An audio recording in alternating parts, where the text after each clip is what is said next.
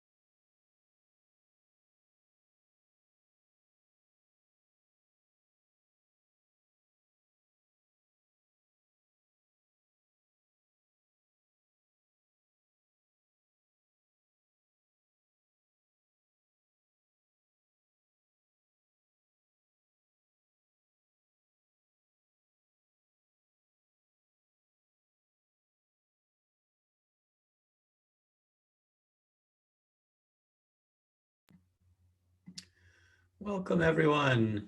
Excuse me.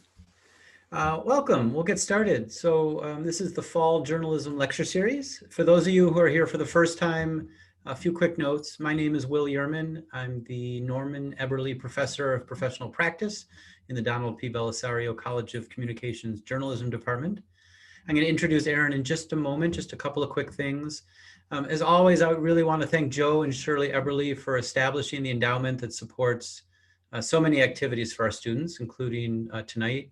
The endowment honors Joe's father, Norman Eberly, who was a Penn State graduate who had a long career in journalism and writing, and this endowment honors his professional career.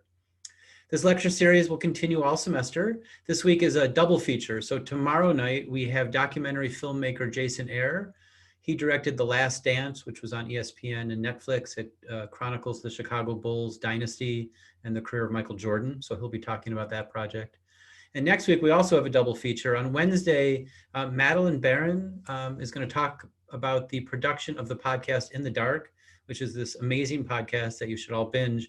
The podcast is partially responsible for the freeing of a man who had spent decades in jail after being accused of a quadruple homicide. It's a really fascinating podcast. That's season 2. So if you want to listen to that, Madeline will be talking about that. And on Thursday, Lisa Wilson, the NFL editor for The Athletic, will be speaking. So that's next Wednesday and Thursday. If you've never been to a Zoom webinar, you can rest easy. We can't see you. We can't hear you. So you can relax and kick off your shoes and listen to Erin.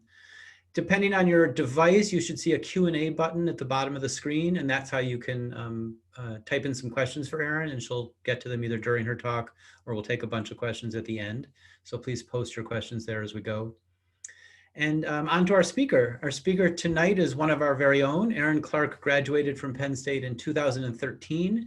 She studied photojournalism in our college with Professor John Beal, and John described her to me as a quiet student with a terrific work ethic, and had a fierce determination to tell stories that made a difference. So she's now a staff photographer at the Boston Globe. Her project, The Long Road Home, was a Pulitzer Prize finalist in 2020. So Erin, thank you so much for being here. I'm gonna turn off my screen and turn it over to you. Yeah, thanks for having me. It's very exciting to see my old professors again. As Will said, I am a staff photographer at the Globe. Just a little background, I was their intern for 2 summers and then finally got hired in January of this year. So it's been a very exciting year to start at a paper. I think why you're all here today, number one, is to see the story that I worked on last year. So I'm gonna share my screen now. Let's see. All right. That is my cat. Don't judge me too harshly. All right, so this is a story that I worked on in July of last year until about November. The title of it is From Nowhere to Home, and it is about a family of 5, the Lupians, Mariah and Patrick, and their 3 kids, Dylan, Evan, and Leia. And I discovered them about the second week of July. They had a GoFundMe and they were raising money to buy a camper because they were going to be evicted from their apartment in Maine. I found their GoFundMe the day before they were moving into a campground. And so I emailed Mariah and introduced myself, and she said, come on out. And so I went out that night and met them while they were packing up their apartment. So this is Leia. She is she's 4. All of their children have some sort of learning disability. So Leia had a cognitive disability, so she still isn't quite talking, but she definitely got her point across in other ways. This is one of their first nights in the campground. You can see they had a mattress set up, and the parents slept in there and the kids slept in the van. This is the day that they moved out, the Saturday after I met them. All of this paperwork that you see over in the left-hand side, Mariah kept a very detailed log of each child and their needs and what was working and what wasn't working. Evan right here, he's in the middle. He was dealing with some ADD, and then Dylan over there on the right, he's autistic. So imagine Mariah, 3 kids, little apartment, moving out. Their mover also didn't show up the day that they were supposed to move, so it was just the 2 of them doing all of the work. This was halfway through the day when the parents were moving. Evan and Leia decided that they wanted to take a bath. This was towards the end of the moving day on Saturday, and I was so impressed with Mariah because she just held it together. I couldn't imagine being in that situation and knowing that you were leaving a roof over your head and about to live in a campground and not know when you were going to have a house again.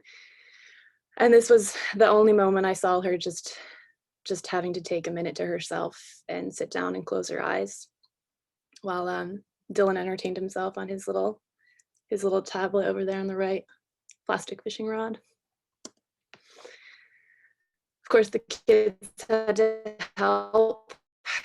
So this is them moving a pretty heavy box. I was actually pretty impressed. Patrick is over here on the right. And this is their first night in the campground. They unfortunately, it took a while to move out. So that by the time they got to the campground, it was already about nightfall. So like I said, in order to keep the kids safe, they decided that the best option was to keep them in the van because Dylan, with his autism, he was a bit of a flight risk. And so they were worried that he was going to escape from the tent in the middle of the night. So they put them in the van and had to ziplock the door shut, cracked the windows, which sounds dangerous, but it was really their only choice. So these are just little plastic battery operated votive candles that Evan lit up to have a little bit of light in there. This was one of the first mornings in the campground.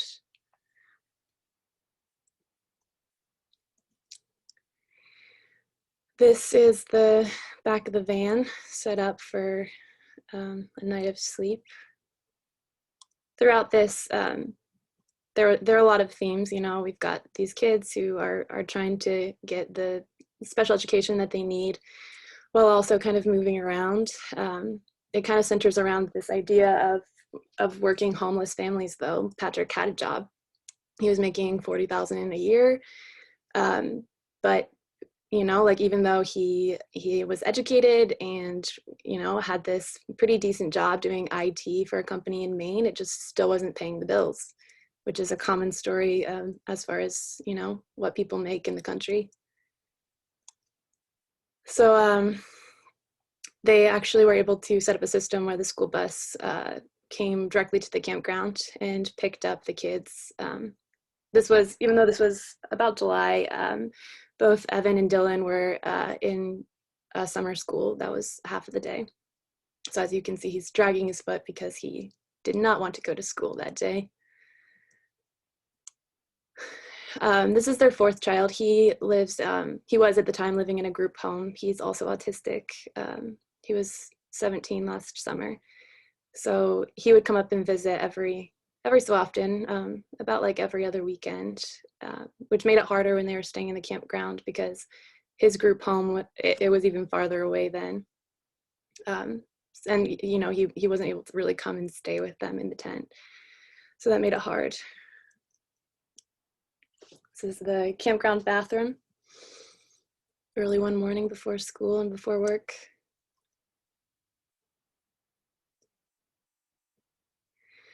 And then every day the kids would get ready for school. Patrick would go for work, and then Mariah would go to work with him in the van. She had some past trauma that created a dissociative disorder that she wasn't able to maintain any employment.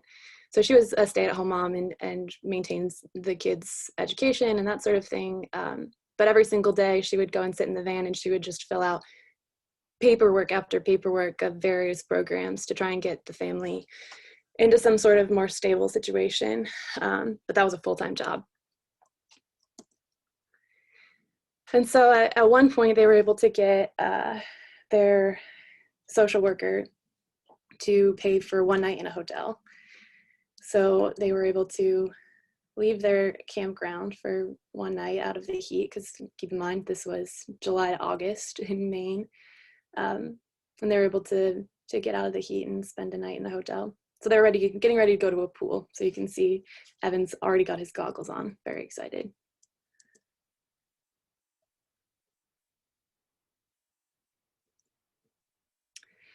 And then this photo kind of marks a change in their chapter. They were faced with an opportunity. They were finally able to get into a shelter, but it was in New Hampshire, and they were living in Maine at the time. So the only way that they could accept the spot in the shelter was for Patrick to quit his job. So it was this kind of catch-22, like, you have employment, but you're not making enough money to pay for any rent in the location that you're living, or you are able to put a roof over your family's head.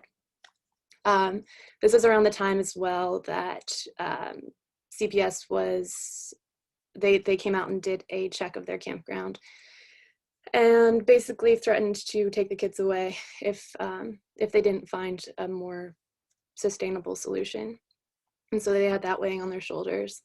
So ultimately, Patrick decided to quit his job. They had to leave the services that they had created for the kids with special needs.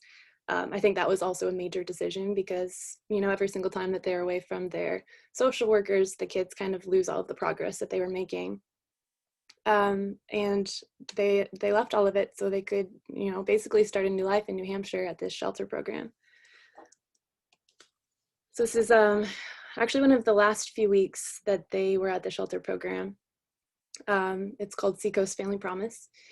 So it's this cool program that they would rotate around different churches every week. And then they had the main program house in Dover that they would go to during the day. And then at night they would go back to the church that they were staying at for that week. But it was exhausting, like every single week they were packing up their belongings again and jetting off to the next church. And they did that for about 3 months. And then finally, Patrick was able to get a job in New Hampshire. But then they stayed in this program to kind of be able to save up and move to another apartment. So while they were at these churches, this was one that they actually were able to have 2 separate bedrooms for the parents and the kids. But in a lot of situations, it was all 5 of them staying in one room. And those kids, man, they have a lot of energy. So this is Patrick just totally exhausted as the kids kind of run and jump around. This is at the day home. This is Mariah over on the left, getting a snack for Dylan. She discovered that it was a lot easier to give him snacks if he sat in a high chair because he stayed in one spot. So that's what he's doing. This is at one of the churches eating dinner. And this is the first day of move-in to their new apartment in New Hampshire. The kids were really excited because they hadn't seen their toys since July, and this was November, so they were reunited with all of their fun things. I don't think I saw Evan take this cape off for probably 3 weeks. Getting some of their furniture. Leia just passed out in the back seat. This is their new apartment.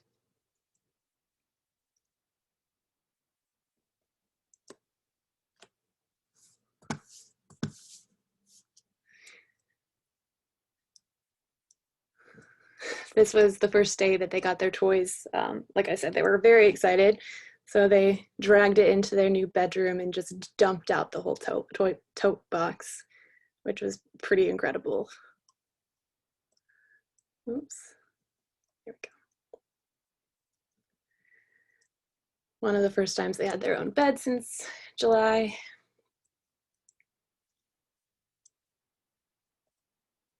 I don't know why some of these are in here twice. Here we go. And then this was them setting up their Christmas tree towards the end of November, which was very exciting for them to, have been camping for 2.5 months, went to a shelter. They weren't sure when they would have an apartment or if Patrick was going to be able to get a job that,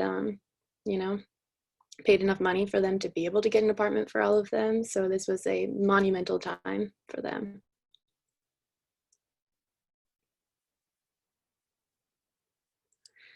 So that's the end of that story.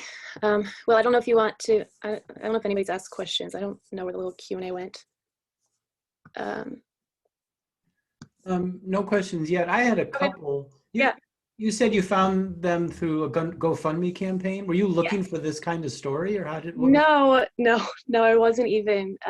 So I have this weird thing where I browse GoFundMe for fun sometimes, if I'm bored or if I, like want to find a good story. So I was just on GoFundMe and happened to find them like literally the day that were the day before they were going to be evicted from their apartment. Um, so it worked out. My boss is really amazing, and I ran into the office and I told him about this family, and he was like, go. And so unfortunately I did not, I keep telling myself I need to pack an overnight bag in my car. But I had to go back home and get my toothbrush, and then I took off to Maine. Another thing I wanted to mention this with this story, and I have another little slide at the end, is the importance of, it's not necessarily the story that's important. Like you might think that that story is important, but for this particular story, I had to advocate for this story. Probably the first 4 months of working on this story, it was just my boss and I. He was like, I know this story is important, I know you care about it, we don't have a place to publish it yet, but you need to go out and you need to document it anyways. So that's what I did. And even though up until the beginning of November, I didn't know if it was going to go into print, Wow. and kept fighting for it. My boss was also my advocate, and like he kept showing it to like the right editors, and finally they saw the last edit of photos, and they're like, oh, yeah, I guess this is important. But it's also just kind of like nailing down the themes. Like this one, I think it could kind of get overwhelming. Like, is it about proper education for special needs? Is it about the working homeless? Like there's so much going on in it, that I think some editors could be like, I don't want to get my hands on that. That's too messy. So you have to understand the importance and be able to work through all those little quirks in order to actually get it seen by, you know. Did you know pretty early on though that it was going to be something special? Could you just tell from your relationship with the family, or what made you keep with it? Yeah, I think so. Um, I could tell that their story checked out. I could tell that they were just in a phenomenal family. Um, I didn't know where their story was going to go, like there's no way of really knowing, but I knew that they had a story to share, and they also wanted to share their story. So I kind of almost felt personally indebted, like I felt like I needed to be that conduit to help them share their story. Um, so that's also kind of why I stuck with it, like they shared so much with me. Like how could I just, like see like bye. My favorite doesn't see the value in your story, um, which I mean they did, but it took some time before um, it worked out. But it, There's multiple questions have come in. A couple of okay. them sort of connect about how did you connect with the family? How did they feel about being photographed? So I'll read them. How open was the family with you being around? There are a lot of great shots, but was it the relationship where they told you at times not to take photos? Was there any kind of that? And did you become close with the family because of this story, or did they do their own thing and you just photographed it? um what was the first one? Can you start with Sure, sorry. How okay. open was the family with you being around? Were there Okay. times when they didn't want you to take pictures? No, they were so open from the very beginning. Like I said, like I emailed Mariah through her GoFundMe, and then she had a pretty unique name, so I actually found her Facebook too, and I sent her a message on Facebook. Um, and she invited me out that night. And like they were so open. We sat and talked for like an hour when I first got there, and then they're like, well, we have to pack up tonight, so if you want to hang out, that's cool. And I was like, okay. um, there were a lot of hours spent just talking to Mariah in her car. Like I would say what we do is like 30% making photos and 70% conversations sometimes. And it's really, those conversations are so important, like people want to share their story. And I think sometimes we can get so eager about making the perfect picture that we're not ready to listen. But I think those conversations that we had together in their car, that really meant something to Mariah, and it meant something to me too, that she was sharing all that with me. And then once again, they knew that their story was important. They knew that the situation that they were in was not fair, and has been affecting many other families in their situation similarly. I remember one concern I had at the beginning, and it's something that I kind of think about with a lot of stories, but specifically this one, because this was one that I've found and I pioneered, was just, like the stories that we produce might not necessarily have a direct impact on that particular person, and I feel like that's kind of a hard pill to swallow. Like, this family is opening themselves up, and like, I can't promise them that this is going to change their situation, and early on, Mariah said something to me about, she had been compiling, she just had notebooks and notebooks of various resources, and she had been compiling a list of resources that didn't even apply to her family, like that just could help somebody else in a similar situation. And so she said something about, I just hope that this can help other people. I was like, okay, great. We're on a similar page. Yeah. Then I hope that too. Like, I mean, specifically, I hope that it helps you, but like long term, I hope that it can help other people as well. And so that was a good conversation to have. And I think just communication, just being honest, transparent, is really important in situations like this. Just really being aware of body language as far as photographing things that you're not sure about. I think just being aware of how people are reacting to you is important. I mean, they pretty much let me into their lives. The next question sort of connects to that. I mean, obviously you became close to them, but when you were photographing, were you just this observer fly on the wall, or how did you deal with obviously being intimately in their home and around them all the time? I mean, I think it was a give and take. Like, I would, we were friends. We are still friends. But I was there so much, and there for, like large chunks of the day, that they just get used to you. They just get used to you being there, kind of being like their friend who also happens to photograph their lives. And since I think it also, like, their kids just do whatever they want, like they're just very high energy. So they're not paying attention to me anyways, Yep. Yeah, they seem super relaxed around you. At least the pictures, yeah, reveal that. What other questions are there? How did you stay in contact? Did they have a cell phone, or like what was your communication?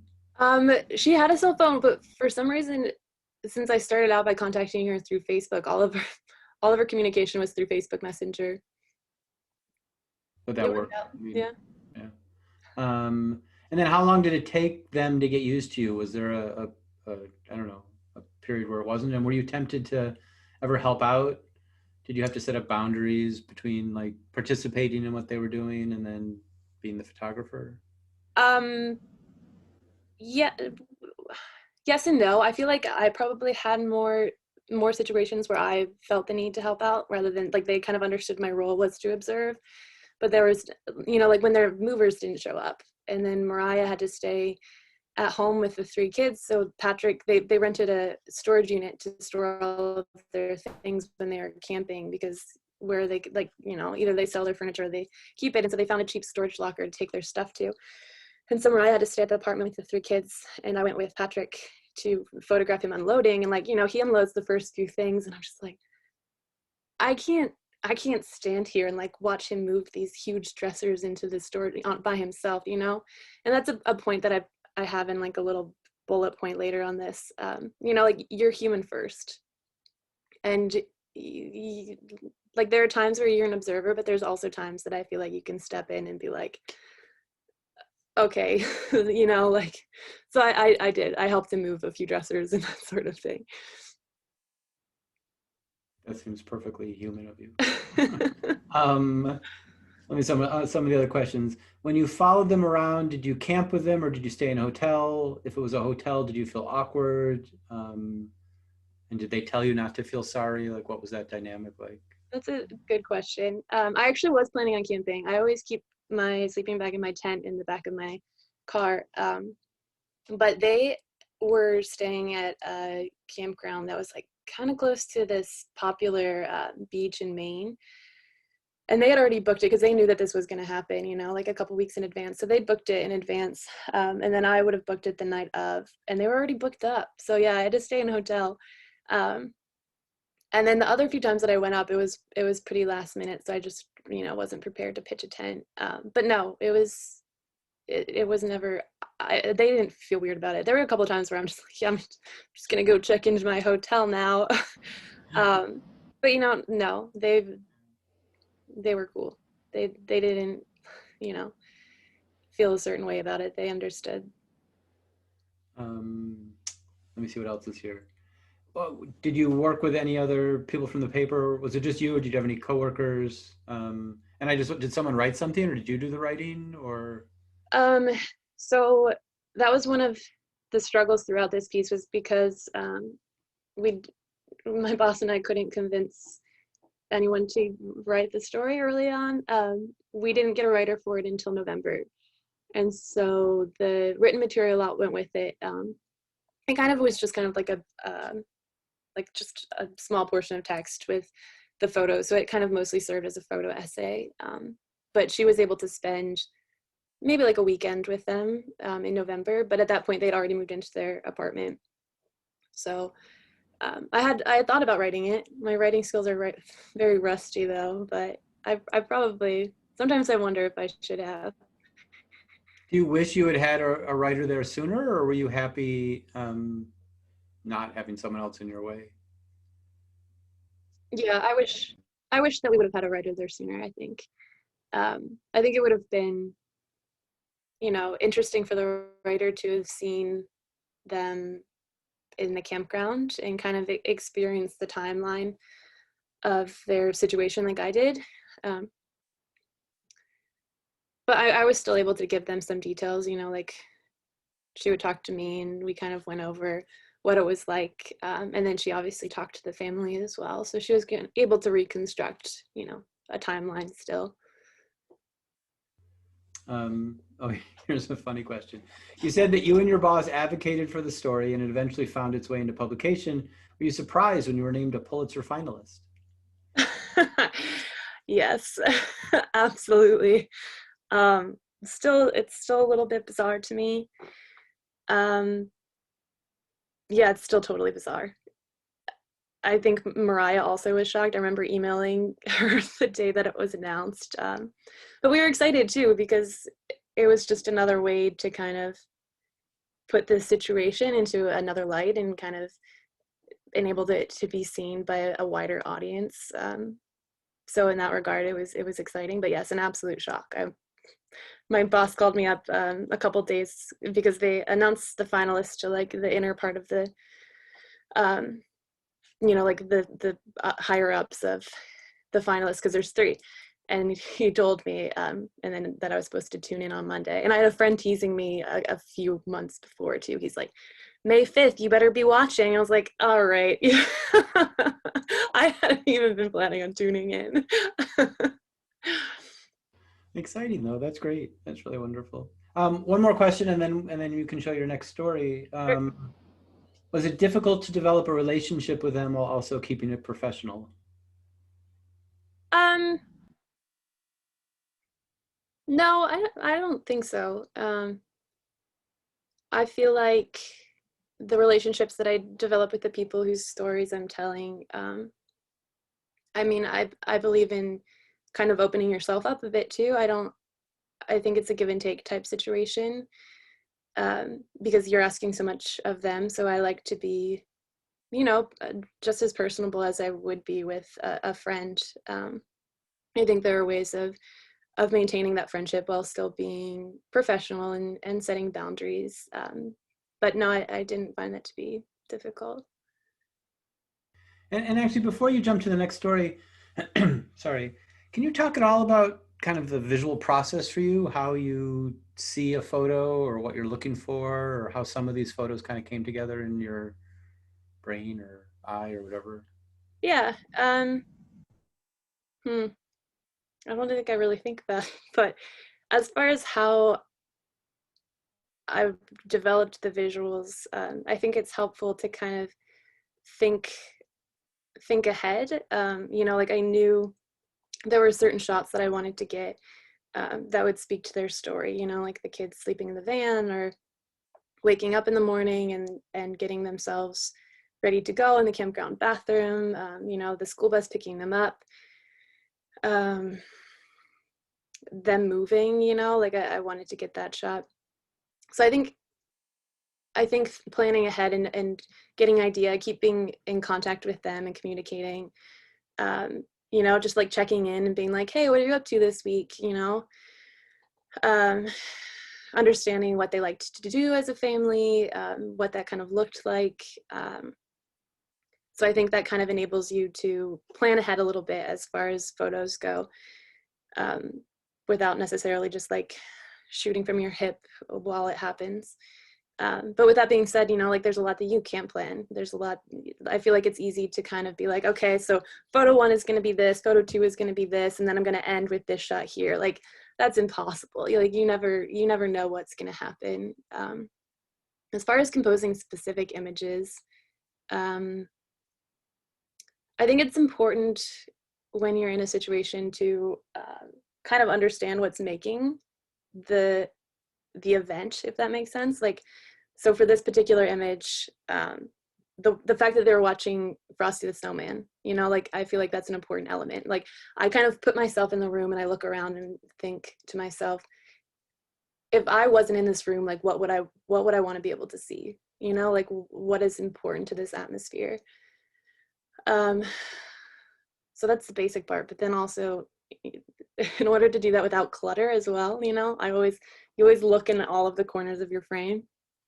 So I think that's what makes this work, is that, like Patrick is pretty clean over here.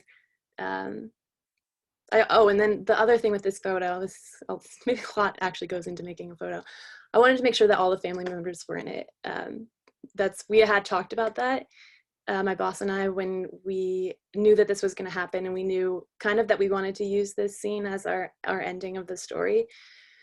And so we wanted to try and include every family member. So that's what went into this photo. Wonderful, that's great. And 2 more quick questions, and then I'll turn it back to you and the work. Who entered the story in the Pulitzer contest? Do you do that, or the paper did that? The paper does that. Mm-hmm.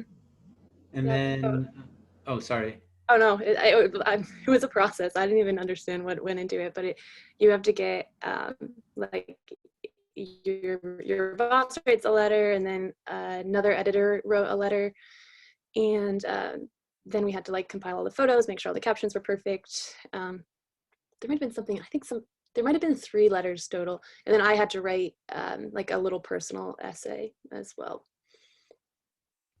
All worth it in the end, though.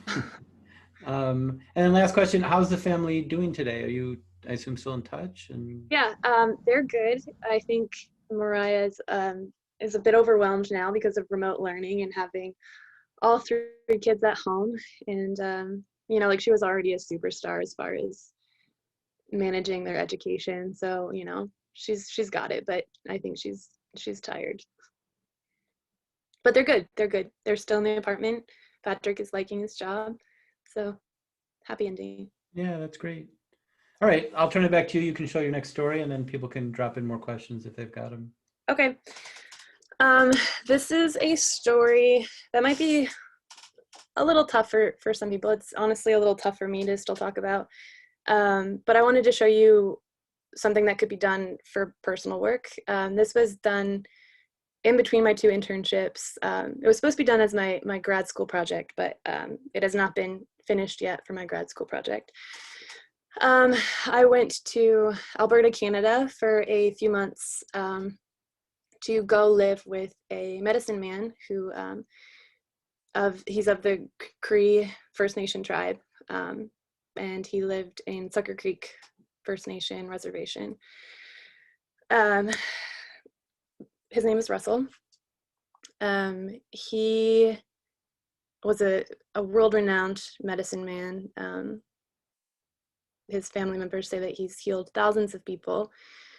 But he, in 2017, was diagnosed with bladder cancer.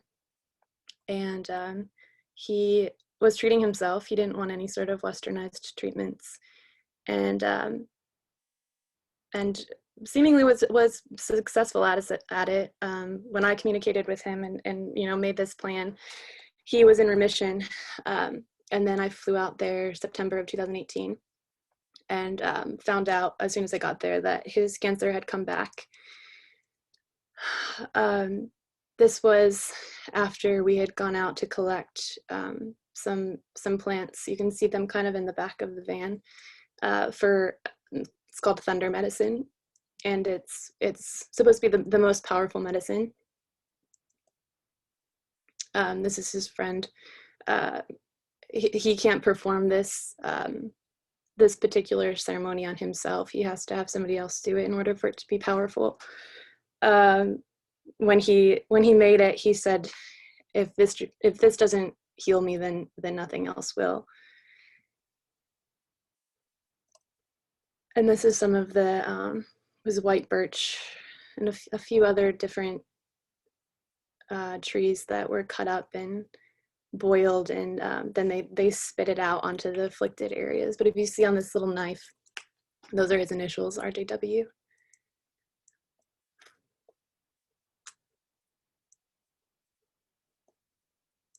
This is he really believed strongly in kind of sharing his knowledge and educating younger people. So this was the last educational program that he did that was on the reservation.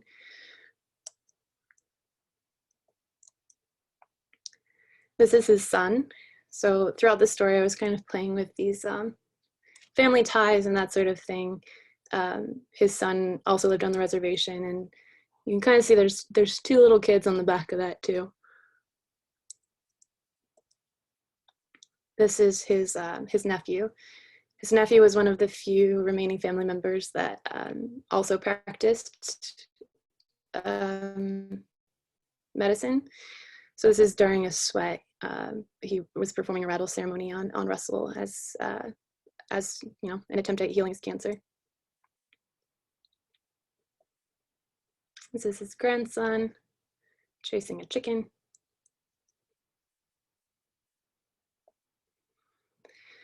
This is Russell's great-great-grandfather, Mustus. And then in the corner is Russell's youngest boy. He actually got his medicine bag from his great-great-grandfather.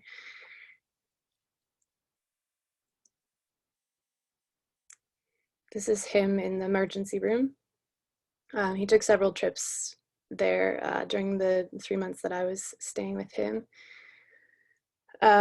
He never sought out any specific westernized treatments like radiation or chemotherapy, but he wound up in the emergency room several times because he was either retaining fluid or that sort of thing. So it was more like reactive treatments rather than proactive westernized treatments. This is his daughter, Amy.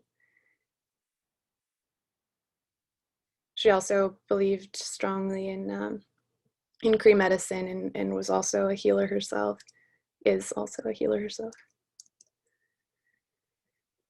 This is getting a haircut in his kitchen. If you look over here on the wall right to the side of Amy, that's a photo of Russell taken just maybe like a year before.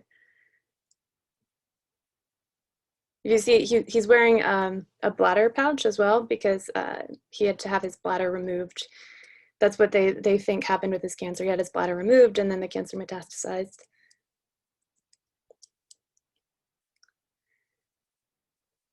So this is in the hospital.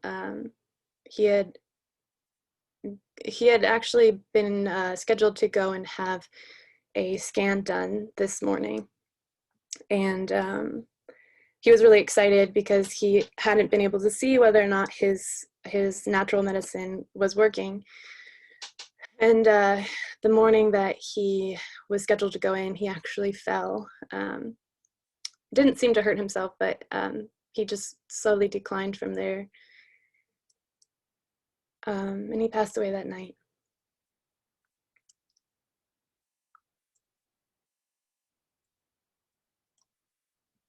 This is Amy. Cree culture, women cut off their braids and they it's kind of a sign of cutting away your grief, and they put it into the casket with their loved one that passes away, and they perform the ceremony then 4 days after the death. So she's cutting off her braid to put in with her dad. They had he had a fully traditional ceremony in the Sucker Creek gym.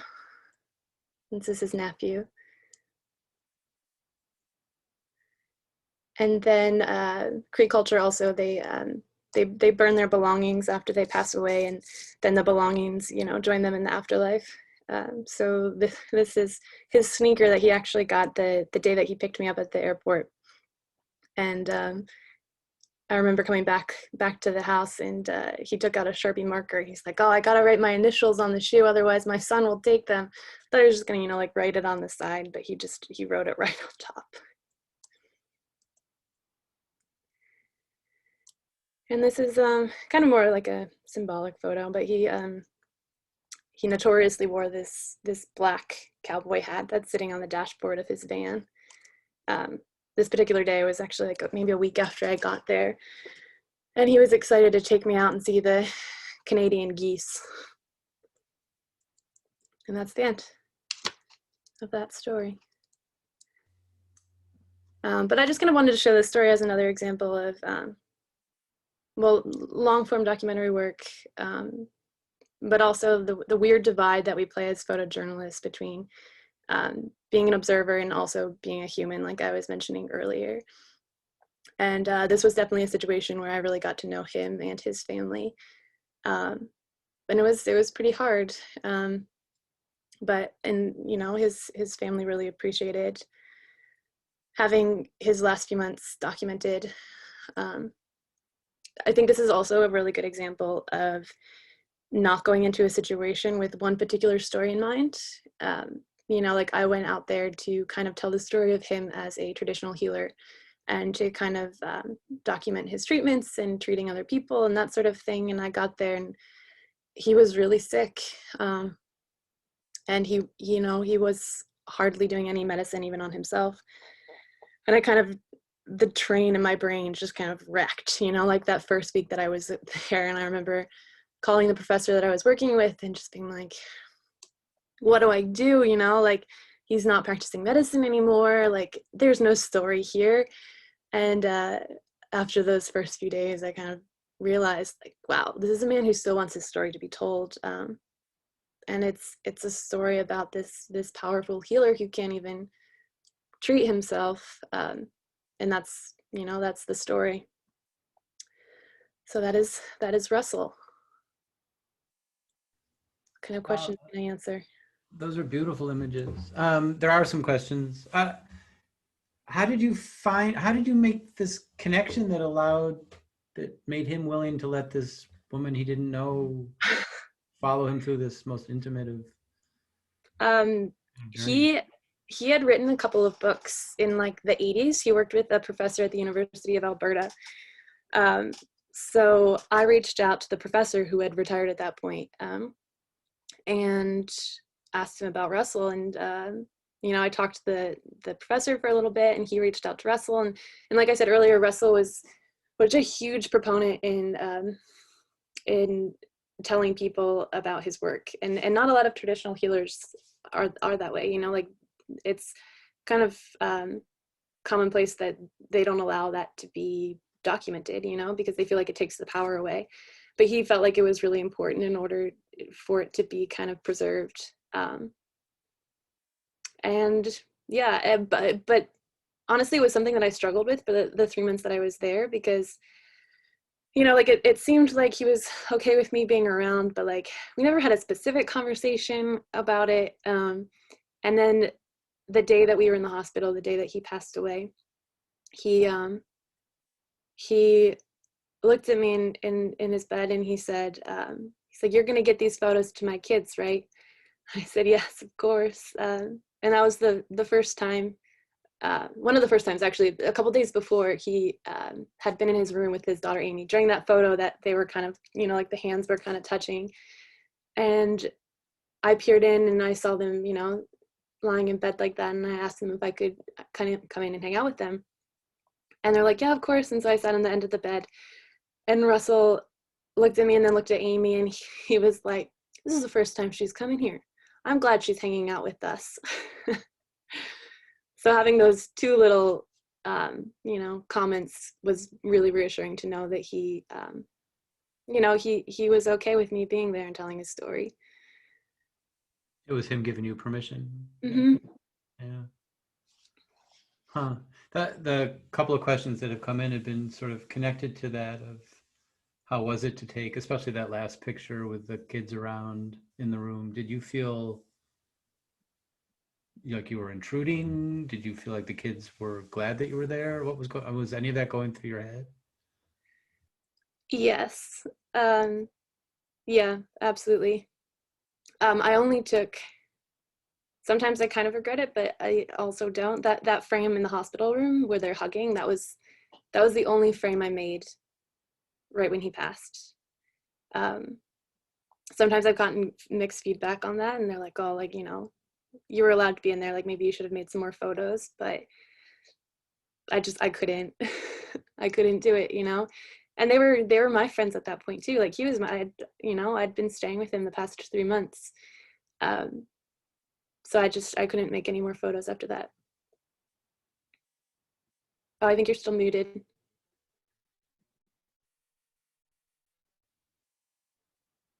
Oh, sorry. Wait, Will, you're muted. Yeah. Sorry. I That's think I okay. would know after all these months, but sorry. So you were there straight through for 3 months. You were just sort of embedded with the family or with him for. Yep. Yeah. When you were at Penn State, did you know then that this was the kind of work you wanted to do, or how did you end up getting? It seems Um, so committed to long form I stories. definitely knew that it was what I wanted to do. I just didn't know how to do it. I didn't know how to get involved in it. Like one of my biggest regrets in undergrad was that I didn't really participate in like the paper or anything like that. I was more so just really obsessed with getting like all of my A's. And then I graduated and just kind of like lost track of my path. I ended up doing wedding photography, and um, I was like, oh, I don't feel very fulfilled doing this anymore. Like, and then at that point, I just like strayed too far away from the path of journalism. And that's how I ended up back at grad school, which I feel like kind of gave me that outlet to pursue the things that I should have pursued in undergrad, but no, I always kind of knew that this is what I wanted to do. It just took me a while to figure out how to do it. Have you thought through why you want to be doing it? I mean, what is it about this kind of storytelling or storytelling at all or photography that's meaningful to you? I think there's lots of reasons. I love being able to hear people's stories. I love being able to be that vessel in order for people's stories to be heard. Um, I just think that there's so many fascinating stories in the world that don't get to be heard because people don't know how to tell their stories. Um, I mean, I feel like I'm so fortunate in order to be that person who gets to learn new things every single day. Um, I don't. it's hard to explain. I just feel like it's so humbling as well. Um, I just love telling people stories. It's it's as simple as that. Well, yeah, it comes through in the work for sure. I love that you're leaving this image up because it's just so great to stare at it. It's really wonderful. So a couple of questions came in. Let me see. Was there ever a time while doing a story that is sad, such as this one, where you hit a point and knew you needed to take a step back and let the family or subject be alone? As a journalist, when do you know it is time to step back without losing the big moments? um, yeah, I think this story was a big lesson for me. I kind of jumped into this, obviously having never done a story like this before, especially a story about the end of somebody's life. Um, there were points throughout the story that I question whether or not I should have left. You know, like there were some precarious situations and dangerous situations that I do sometimes wonder, like, Erin, do you know when to leave a story, you know? And I still don't know if I do. um, as far as stepping back and letting the family have their moment, that was hard too, because there were definitely times where I felt the need to do that. It was really hard. I I felt like I needed to like control my emotions because I didn't want to be a burden on the family. You know, like even though I was kind of feeling my own grief, I felt I had to regulate it. Like I needed to show enough so I didn't look like a psychopath, but like not as much as I was feeling, because I didn't want them to have to like feel like they needed to nurture me. You know, like this was their story. Which was more exhausting, I think, than just, you know, being able to deal with your grief. Also, I think too, like Amy also kind of depended on me a little bit. You know, like I kind of was like the one sane person at that point in her life. And so like the night that he died, she came back to the house and she asked to sleep in my room because she didn't want to be alone.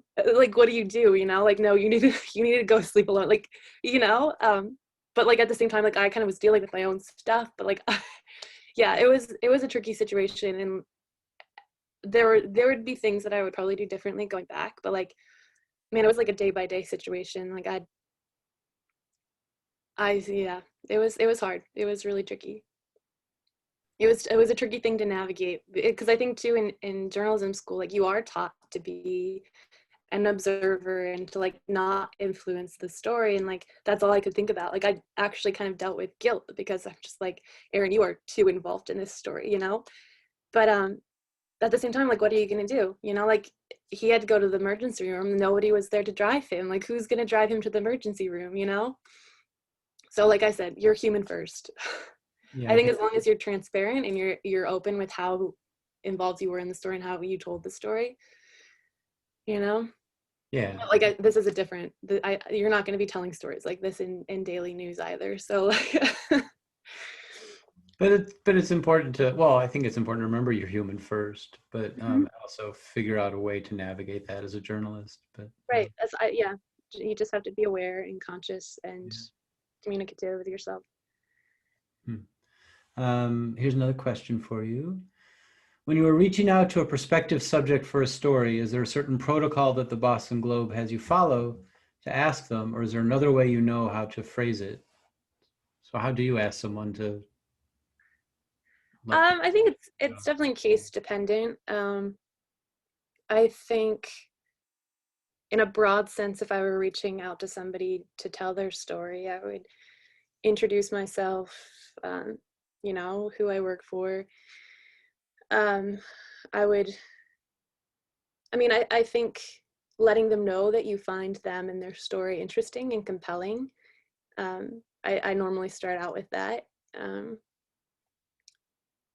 you know, like I think explaining to them the importance of their voice and the importance of you know, how their voice could, you know, be told in a narrative.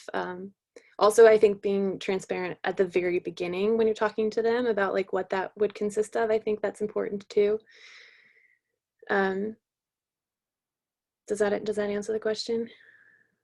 It does for me. We'll get another one if not from this is from Luke. So you said up front, I want to come out and spend 3 months with you, or several months with you, or Mhm. Yep. oh, that's great. Um, so this is a change of direction, but Actually, I don't. I just bought a one-way ticket.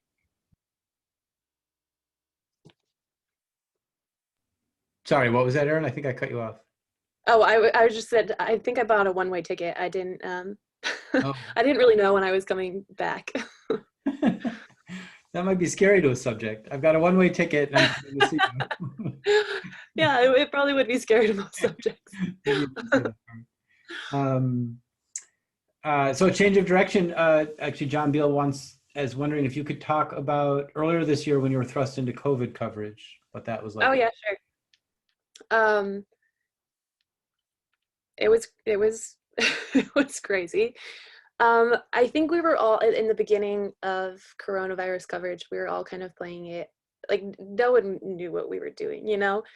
Um, I remember thinking back on some assignments and being like, man, I don't even think I was wearing a mask then, which is just like weird to think about. Um, I think it's been a huge adjustment into how I'm used to working. You know, like you don't realize how much your smile and your body language is important in making somebody comfortable. I think we're really dependent on, you know, like going out and feature hunting and making eye contact and smiling and getting that kind of verbal permission from somebody, and you can't really do that while you're wearing masks. You can't really just walk up to somebody because nobody wants you near them. It was the first few months, I think, were kind of paralyzing, because not only were we still out there in the world covering, but like you're also thinking about your family back home, and just kind of worried for your own personal health. And I was also kind of, I have two housemates, so I was worried about like kind of feeling guilty, like, you know, like they're all home quarantining and I'm going to ICUs. Um, so there was just in between re-navigating how you approach photos and how you approach the people that you're photographing, and then also just kind of, you know, like figuring out how you're working at home, like, okay, like now before I go inside, I need to like leave my shoes at the door, wipe all my gear down, wash my hands again. um, yeah, it took a while. Like I was saying to you guys before we started, I feel like I've been able to develop this way to like make my eyes more expressive and more friendly, which seems to work. Yeah, it's been a challenge. Are you, so is most of your work right now daily stuff? I know you talked about starting a new project, but what's the work? I would think most of it is daily stuff. My boss is awesome in the way that if I have stories that I want to research, like I've got a couple of stories that I'm researching now, and if I want to take part of the day to just, you know, make phone calls, I'll, you know, tell the editor that's on desk that that's what I want to do today. Um, so far this summer I've worked on, we did this massive coronavirus narrative. That was pretty cool, and most of it was portrait work though, which portrait work has never been my strong suit. So that was a fun challenge. I think I ended up doing like, like 25 portraits in the span of a few weeks. Like, you know, like our governor and our mayor and like the top scientists. So that was kind of stressful. I also got put on a project in July where we went to El Paso and Juarez, Mexico. And then today I just got put on a project for learners, remote learners who English is not their primary language, and you know, like they're dealing with internet issues, or like, you know, like there's some kids who are still having to work jobs and pay the rent while like still maintaining remote learning while not knowing English that well. So yeah, there are stories that, well, like yesterday I just got back from a hike doing the Presidential Traverse, the Mount Washington in New Hampshire, and that was a story that I found, of this man who was hiking 22 miles with one leg. He was doing it on crutches. So like they're totally open to your own story. So that was fun because, you know, like not all stories have to be long term. Like I just went and hung out with him for 2 days and got back. So yeah, you can stay as busy as you want to. Um, Wonderful. Let me just catch up on questions here. Mm-hmm. Do you sometimes on such stories, bouncing back, I guess, to these projects that you showed, do you sometimes on such stories just put the camera away? Yeah. Um, I think that's really important. Like I was saying with Mariah too, like sometimes you just put the camera down and you just talk and you just hear their stories. I think it's important in order to, you know, like really get to know them and not have the camera plastered to your eye all of the time. I think also just in my personal life too, I like to go out and leave my camera at home. And like, like it feels, wrong. But at the same time, I think you kind of have to be able to step away and kind of reset how you see the world again too. But I think it's also like in the stories that you're working on, I think it's important to kind of set it down and see like, like you're still a person. You're still hearing them as a person. And it kind of brings you back into, into the world again. You're not always a fly on the wall, which I know that's our preferred state of being. I would love to just be a fly on the wall all of the time. That's why we carry a camera, so that we don't have to interact, right? So what would you tell, a lot of people listening right now are students. Are there things that you wish you had done, or what did you get out of the experience of being in school that you think people should make sure that they take advantage of? I think one of the things that I loved about being in school is that you can get access to anywhere, like you can email, like the little store down the street that fixes dolls, or like you can email like the warehouse that like you can like email anybody, anything that you're interested about. You can get in there and you can talk to them about what they do. And I think that, like it's like you just say you're a student, you can go visit an alpaca farm. Like it's awesome. So I think taking advantage of that is important. I think really getting to know your peers is important.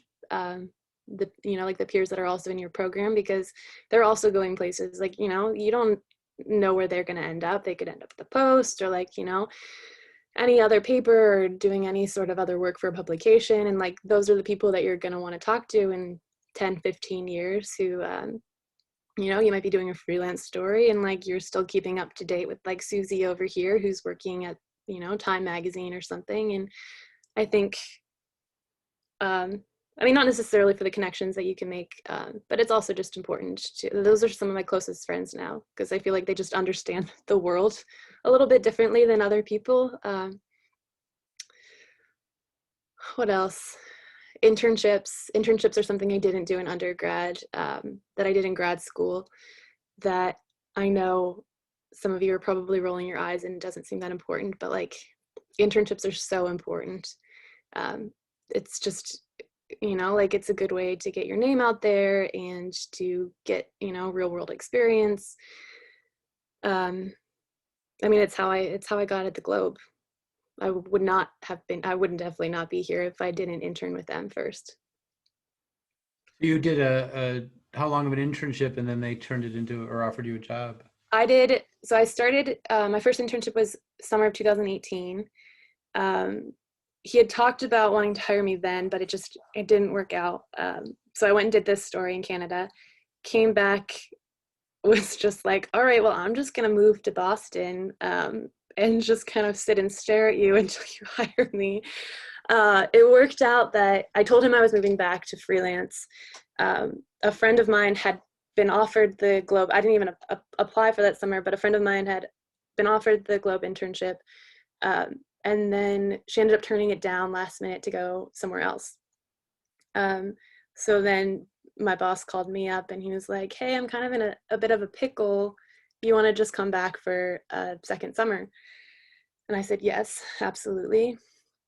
So I went back summer of 2019, and they weren't able to offer me a job yet, but they just kept extending my internship. So I just kept joking, like, I'm going to be the intern who comes in on like a walker. That's Erin. She's been our intern since, 20 years ago. But then in January of this year, I was offered a job, and it's been phenomenal. It's a lot of fun. Yeah, and good for them too. That's wonderful. Any more questions out there? I don't want to take over the... I put a little PowerPoint together with like some key points if you want to go over that. Yeah, you want to go through that? Just things that I have found helpful throughout the past few years. One of my, this is probably also going to make you roll your eyes. I think one of my most simple pieces of advice that has helped me out in my years of working at papers is to never go to your boss with excuses. always make an image that makes you proud. I think I just remember being at my first internship, and like I was working with a couple other student photographers, and we would be in the newsroom and I would hear them come back from an assignment and, you know, like give some sort of excuse as to why the photos that they were turning in weren't that great. Um, I just don't think you don't have to do that. I think that there's always a way to make a photo that makes you happy. Um, so maybe not necessarily proud, like always make a photo that makes you happy. I think that's really important at any sort of, anything that you photograph. Point number 2 that I've learned over the years, sometimes stories take time to develop and patience is really important. I think, especially when I was a student, you know, like you think in a span of 3 to 4 months. And I know you do have to finish a story in 3 to 4 months, but you kind of keep that mentality and think that stories just need to be done in 3 to 4 months. And that's, you know, that's not the case. That's just not real life. And yeah, it's important to just let the story unfold on its own. Point number 3, I've also kind of talked about this. Be prepared for the story to not be what you had in mind originally. Like I have said, it's really easy to, you know, kind of have this trajectory for how you want the story to go down. And then it's really hard to adapt how you're handling the story if you already have something in mind. So I think it's important to kind of roll with the punches and yeah, and not kind of develop it out months in advance.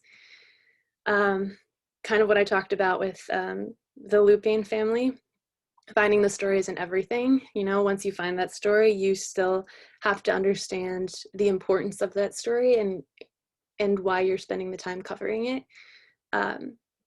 Because you might have to convince somebody that that story is worth publishing. So you are your best advocate.